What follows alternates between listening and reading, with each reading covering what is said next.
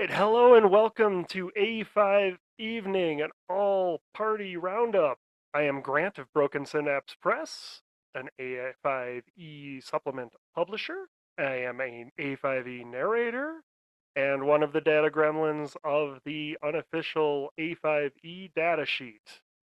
I'm Allie. I'm one of Grant's players, and I am always excited to be here to learn more. I'm Jen. I'm a fey creature disguised as a human and one of the data gremlins, also a player, aspiring to many things.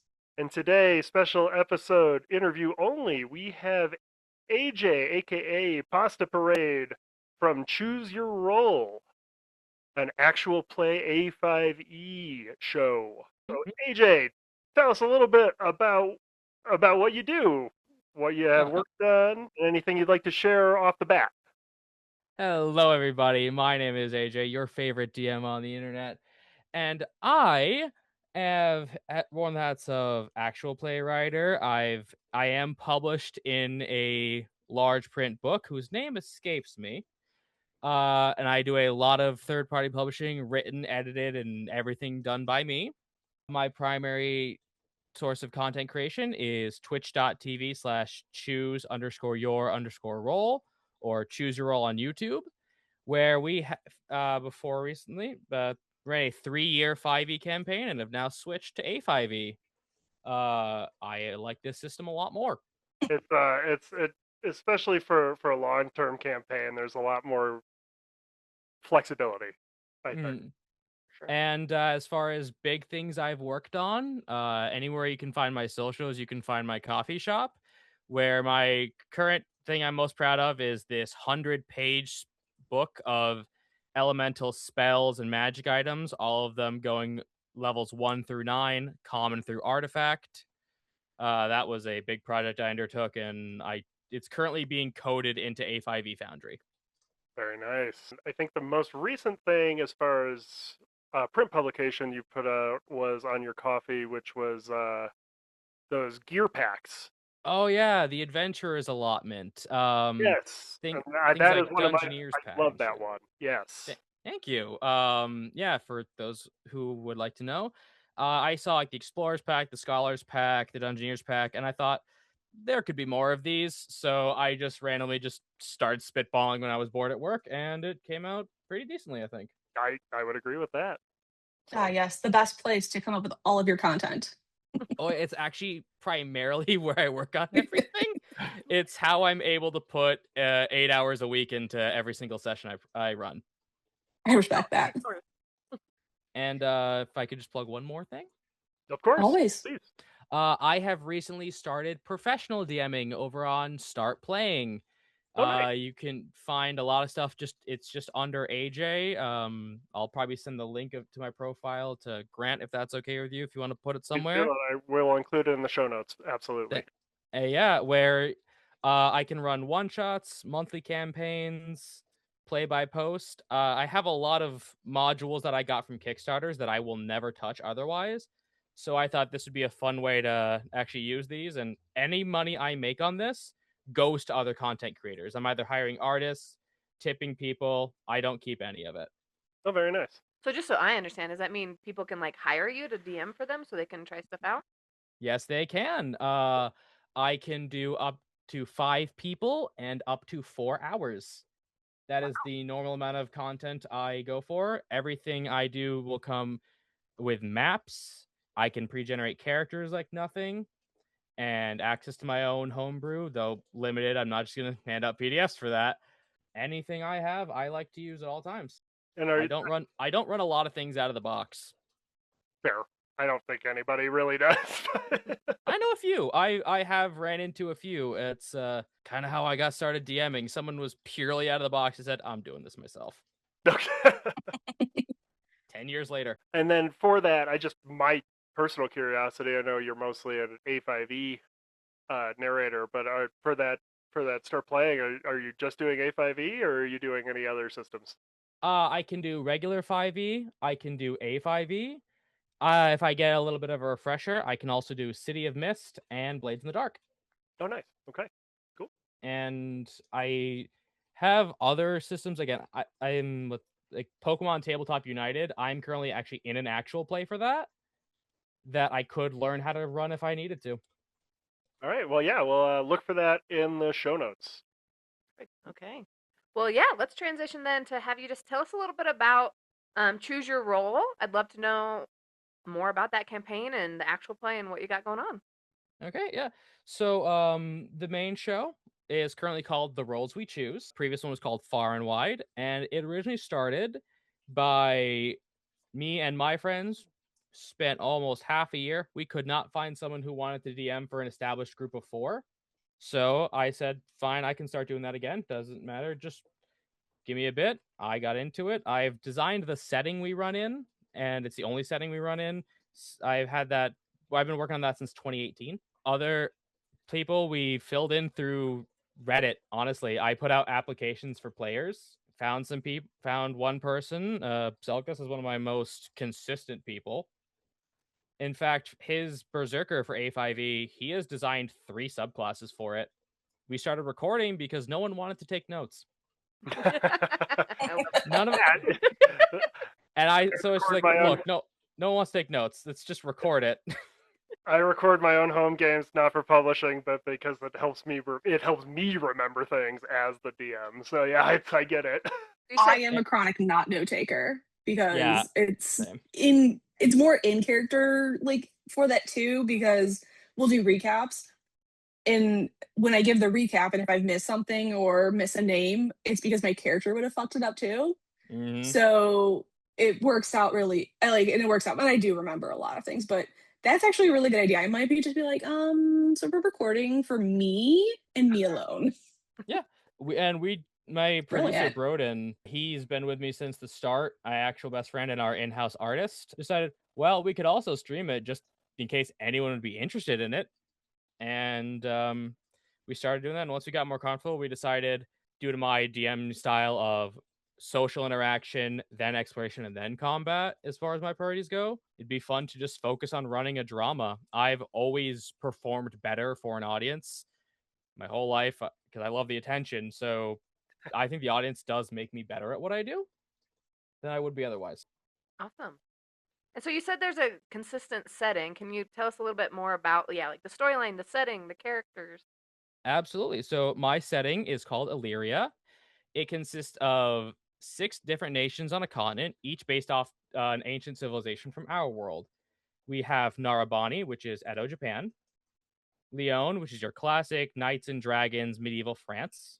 We have Wakingar, which is your exploratory Vikings. Very harsh place. I allow my players to, as long as we're not currently somewhere and they're from a country, they can just make things up. I fully allow that collaborative thing, and if they say it in character, it's canon. Viras, which is the sort of peak Roman Empire, and Khali, which is an Arabian desert sultanate. And then you have Illyria, which is a country that is less than 100 years old, was formed after essentially all those nations stopped warring with each other. And it is a city-state entirely run by trade unions. It is a state of the workers, because I tend to like, well, what do I want to see in the world? And then I'll put that in my setting. How many And players do you have? Sorry, go ahead. no, I was going to say, one big theme of my setting is there is no such thing as an objective morality. There is no good, no evil. Angels, demons, devils are all completely subjective as individuals. The 9 gods have no will or personality. So religion is incredibly subjective and personal. 2 people, like one person, I love sculpting and I'll sculpt historical events.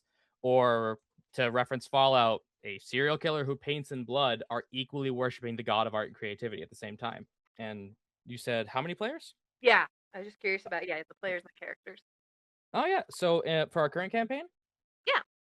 All right. So we have 5. I like running for groups of 5. I much prefer odd numbers because then when it's time to make in-party decisions, there's no ties. Smart. We currently have Reasonable. That's a really a really good tidbit of information for new DMs and old DMs alike. So yeah. Oh yeah, no. Before I started DM, I spent months just consuming Matt Covale, Ginny D, DM's Lair, just those kind of. I have consumed their entire catalogs front and back, just so I still do because I still want to improve. So for our first character, we have Raphael, the human fighter.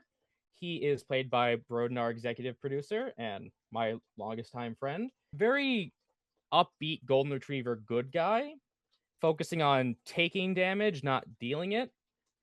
That was primarily built around, we learned spear and shield in A5e actually work. So that was great for us to see. He is from Lyon, and I don't want to reveal too much about his past because that is going to be a lot of the story of this current campaign is player backstories. Then we have our Berserker, played by Selkis, Einar, who is a warrior blacksmith from Wakingar, who, after living years and years and years, has decided to just travel to a different country and just kind of see what it's about, because that is where half of his heritage comes from. Next, we have our newest player, Pebble Friend. You can find her there on Blue Sky. She's a really fantastic artist. She is playing Sylvie, the Gexi Bard. Gexi are a heritage made by another player of ours. She's a fun little wildling, uses a giant sewing needle as her primary weapon. She's one of the best note takers I've ever seen. She will do art of the characters and the situations as we're playing. Wow. So that just gets pretty crazy.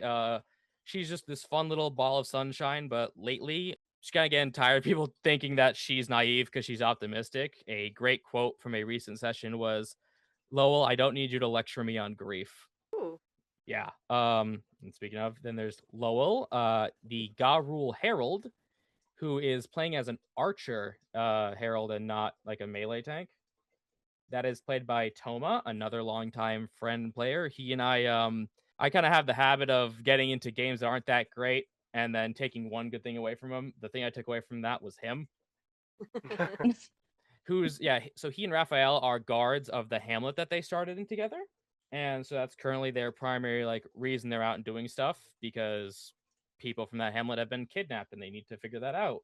And then we have Lucian, the formal noble dragonborn wizard, who, after getting unexpectedly rejected from court and hunted, has moved away from the north of the country and is just trying to live quietly, but can't help but get ruffled up into things. That is another player of ours, Micah, who Toma, Broden, and I did a long-term Tomb of Annihilation game that didn't end up working out. And that was the last game we played until our last AP, which lasted 3 years, and now this one. Wow, how long has this one been going on? August. Okay, so kind of new. Yeah, and we're still level 2 because I love low level play. Yeah.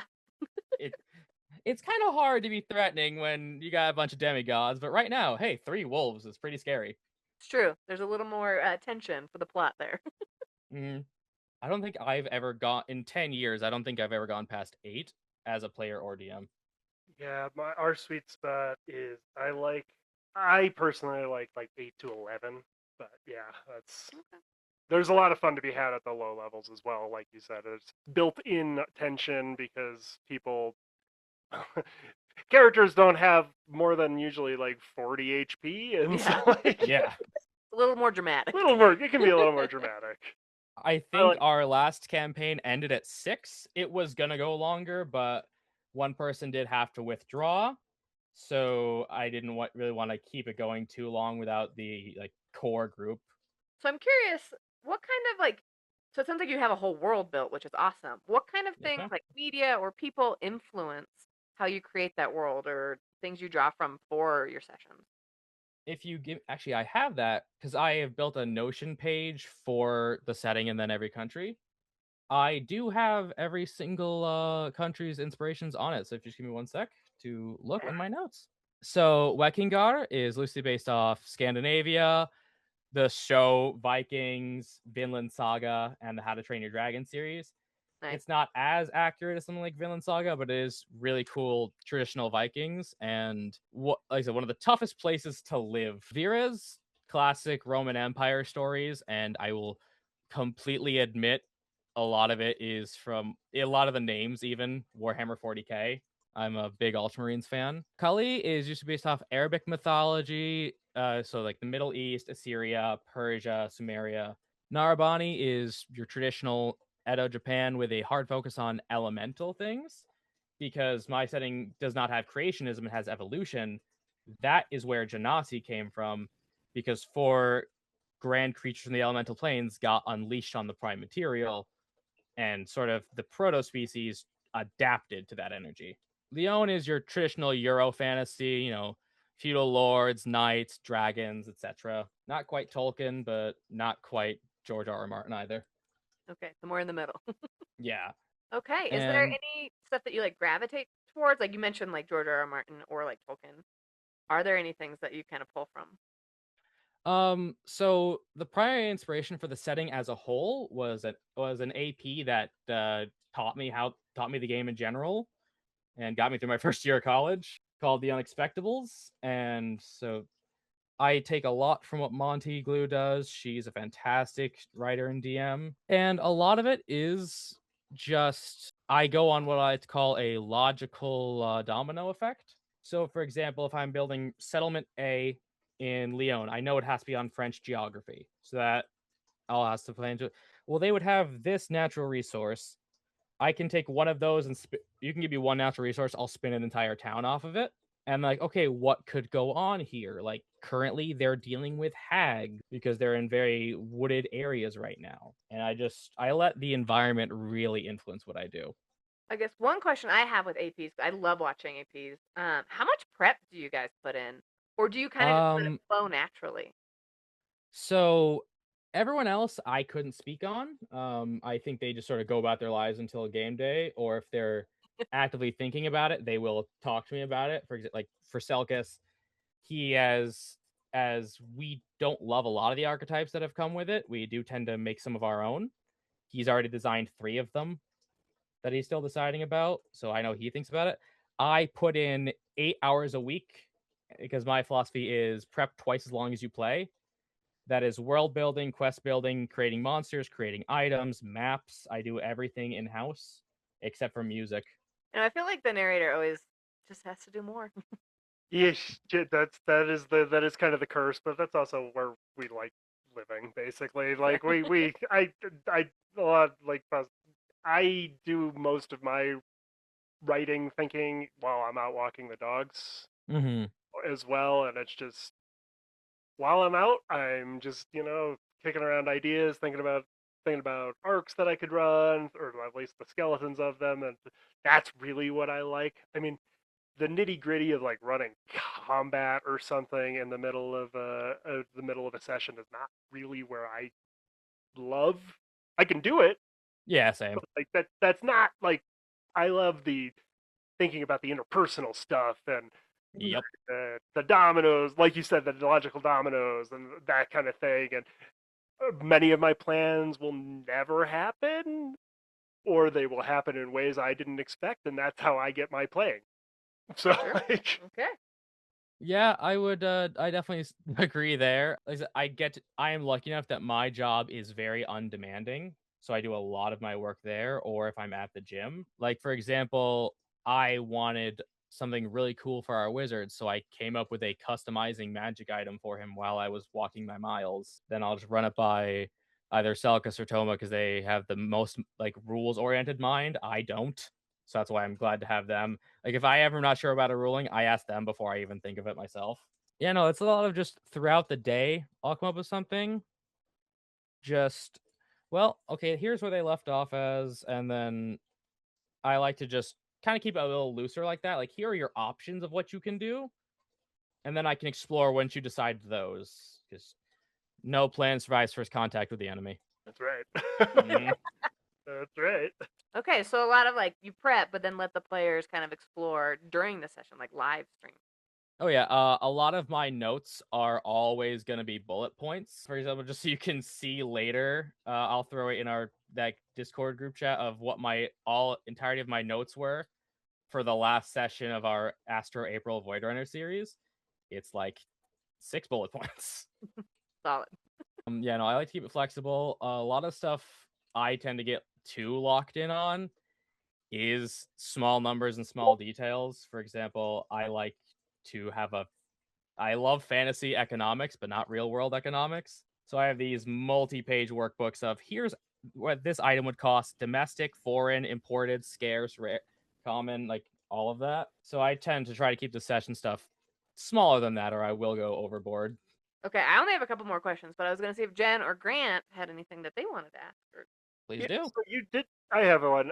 So you did say you do obviously you do actual plays, but do you do any non-streamed games? I do actually. I have a home game in the same setting in the same country that I run every other Thursday. It started as a all new players game Okay. because I think one of the specialties that I can do, at least from what people have told me, is I'm very good at teaching this game. And I'm like, well, I want people who have never gotten to play before, I want to give them a chance. And because I think there's not enough women in the tabletop space, that was the original goal, was to have an all women game. But they were okay with me bringing Selkis into that game just as an experience structure, as he is someone that I know can just get the social engines going, which when I'm running for new players is I think always the hardest. Yeah, role play's a little scary at first when you're learning. Oh yeah, like if I didn't have years of experience, like 3 years of improv training and all the acting I've done, I don't think I'd be as good at it. So I know it's a skill, not a talent. Yeah, yeah, that's a resume for you. Yeah.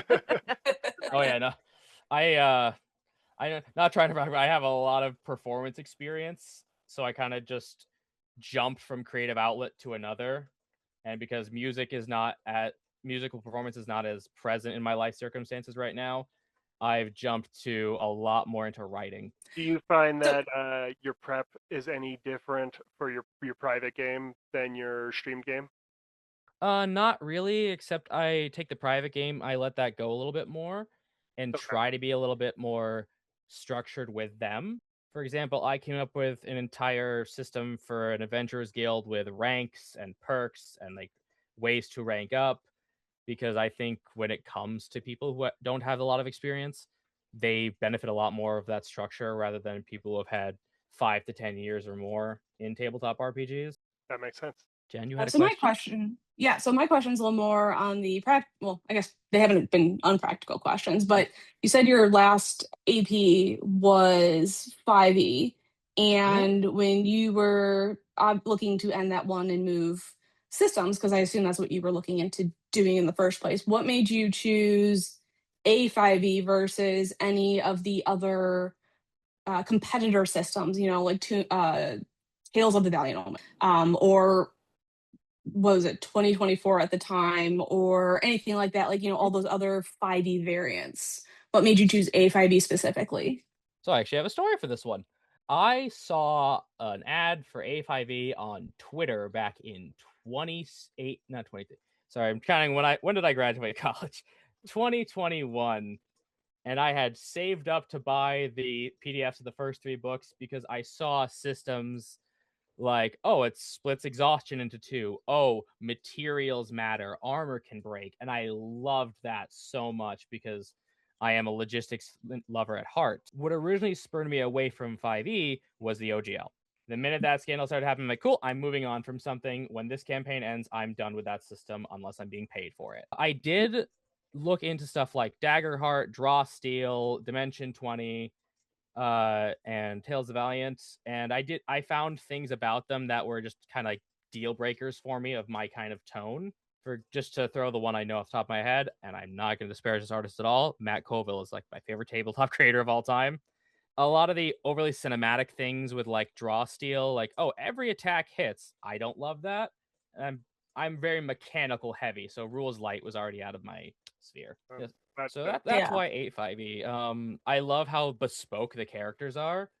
Whenever I tell people how to get into it, I say, "Hey, me and this guy can play a both play 2 human fighters, and we will not be the same at all." Yep. In one of my campaigns right now, I have two rangers. They have the same subclass even, and they play very differently.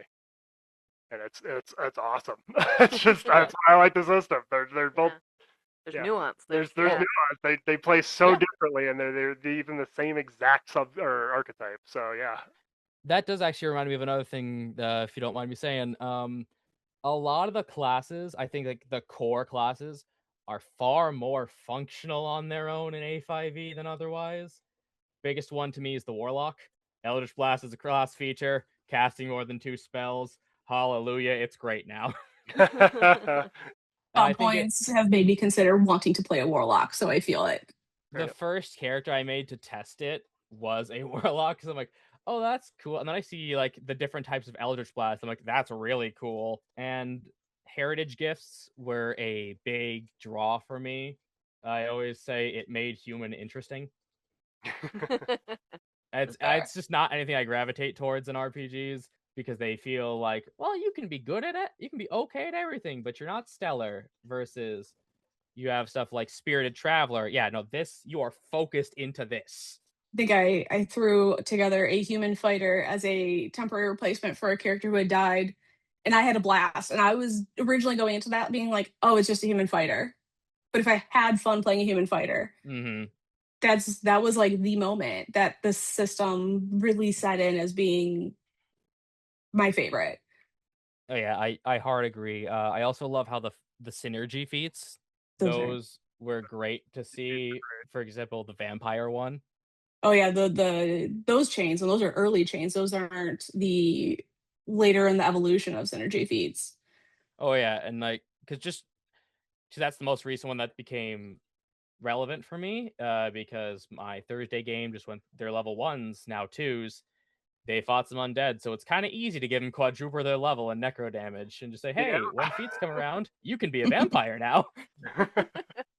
Because I feel like 5e did not have the system of, well, what if I want my players to be vampires? Well, that game doesn't really support doing that unless you want them to like go crazy and lose and just rampage every now and then. I'm like, that's not the most fun for them, I don't think. Yeah, I hadn't seen a satisfying therianthropy mechanic until the synergy feats here. Yeah. 'Cause I Oh, was like, agree. I just Closest I wanted to found be was a Smokey the class. Bear. I wanted to be Closest a I lawful good werebear. Oh yeah, I love the idea of the criminal get that werebear hates their lawful good rampages every now and then. No, I don't want to build houses for charity. I don't want to rezone this neighborhood. I'm picking up trash. The closest I found for either was a homebrew class. It used to be a rule I have that I don't have anymore. Is like if you want to do these two things, your options are, you don't have the control. If you want to control, here are the levels you now have to take. But I found Yeah. that a bit too restrictive, but it's the best I could do. And then with this system, cool, I don't have to do that anymore. Yeah. It's a lot more freedom heavy. So I guess my next question is just thinking about drawing fans in. Is there something? I think you mentioned the push-up thing, but like, is there something that like fans can look for, or a memorable moment, or something kind of look forward to for people who are coming to this for the first time as they start? Yeah. So I like to run my stories pretty personal heavy to the character. I am not the kind of guy who's like, oh, this grand threat you have to go do because if people will die. It's my stories are going to affect your character and they will affect you. One big draw as far as from a viewer, if you like a lot of organic personal social interaction, then I do think you will enjoy this as my players can just talk in character without end. Nice. That's impressive. Yeah, I call it a get out your Game Boy moment because that's all I can do. They've had like 30 40 minutes of just conversing and I've not had to say a word. Wow. One great scene, it's a lot more comedic. So they were in a bathhouse together because they just finished clearing out a mine of mephits because this mining town had a problem. Easiest way to get them involved in the action is this. And they're all just chilling out. And our berserker, who is his ex-wife, because he outlived her, was a Garul. And just looked at our Garul Herald, and the phrase, you remind me of my ex-wife, comes out when they're in the bath. And that we still make that joke today. We'll look at our Garul and say, hey, you remind me of someone else's wife. Someone else's life. Yeah, no, we'll just harp on that one for a while. Trying to think of memorable because they're still level 2s, but granted, I'm okay with that. Oh, how about this? If I could describe the first episode, because I think that has a lot of draw to it. So I'm very into making mini games. I have an entire document of different fair games and activities, rather than things being, oh, cool, I'm gonna gamble, one roll and you're done. I'm not into that. So the entire first couple hours of our first session is them playing different fair games and just talking to each other. So it's a lot more interpersonal moments that I think would be our our draw. I haven't been able to consume a lot of APs due to time, and I don't know if this would parse, but the armchair quarterback syndrome. When you see someone else like, oh well, you could be doing it this way. I tend to get that from time to time, It is and kind of rough. yeah, it's real rough to experience. Like I don't want to be doing this, but that's just kind of where the brain goes. Yeah, it's why I've done a lot of my stuff, but I find I'll get into one and then it'll be more about the overall plot than the individual characters. So I try to give people characters to stick to rather than a plot to stick to. So it sounds like chemistry and the kind of relationships within your campaign. Oh yeah, absolutely. If I can reference our last campaign, two of the characters ended up together by the end of it because we focused so much on their backgrounds, what they want to keep doing. And this is a homebrew class, our pugilist, was a half demon and ended up with our bard who was a half angel. Oh, interesting. Yeah. They were still two people who were going to end up very long lived, able to have each other when they would just sort of outlive everybody else. An interesting dynamic, right? The angel and the demon on the shoulder is what Yeah. I think about. Oh yeah, no. And what's funny is the pugilist behaved a lot more morally than the bard did at times. I love it. Okay, Yep, I guess and my last question. What advice do you have for somebody who wants to start their own actual play campaign? I get to give advice about the things I messed up. There you go. Make sure everyone can handle doing this in front of an audience. Okay. We lost 3-4 people who felt that was too much pressure for them. No, only 3. One person did move overseas. The primary focus is going to be for me audio, because you could be telling the greatest story in the world, but if I can't stand to hear it, then I won't be able to get engrossed in it. Which that is a money thing. I get that. Like I'm not telling people to go buy an expensive microphone. And then finally, make sure your players can be like organically interact a lot, and understand there are different player types. That what are you comfortable running for? To use when I got off another Matt Colville video, one of our players is an audience member, and while I'll still try to get him involved as much as he can, I'm not going to push the spotlight onto him. And it's always one thing I'll say: try not to have favorites. It's inevitable, but try not to, because if you give someone too much attention, they can get uncomfortable with that. Sure. I feel like Yeah. I feel like that's true even in a non-streamed game. Yeah, it is. It's definitely Yeah. is. And finally, don't be if you can outsource what you can't do. Ask people. Heck, for our Void Runner miniseries, I traded writing work for voice acting work because I wanted to up that production and do this like Vault Tech style filtered commercial, and I couldn't do it. So I found someone, and she was great, and all she wanted was 5 poems. Wow. Okay. Yeah, and oh yeah, and the last piece I'd say: if you don't think you can create your own setting and your own super fleshed out world, don't feel the need. There's a lot of great published adventures out there, including some by me, but don't be afraid to run the module or run the adventure you found on DM's Guild. It's all, as long as you are having fun and putting your all into it, then that's all I think anyone can ask of you. So AJ, where can people otherwise find you, follow you, all of that? We will put all of your links in the show notes, but anywhere other than Twitch and your coffee? youtube.com/choose your roll, all one word. Or if you just search that on YouTube. You can find me on Blue Sky at Pasta Parade, Pasta_parade, I believe. I haven't seen my own username in a minute. You can find us there. Twitch. I just sent Grant my Start Playing profile. It'll have anyone familiar with us, it'll have the Choose Your Roll duck logo on there. I've got some stuff on DM's Guild under AJ Richardson.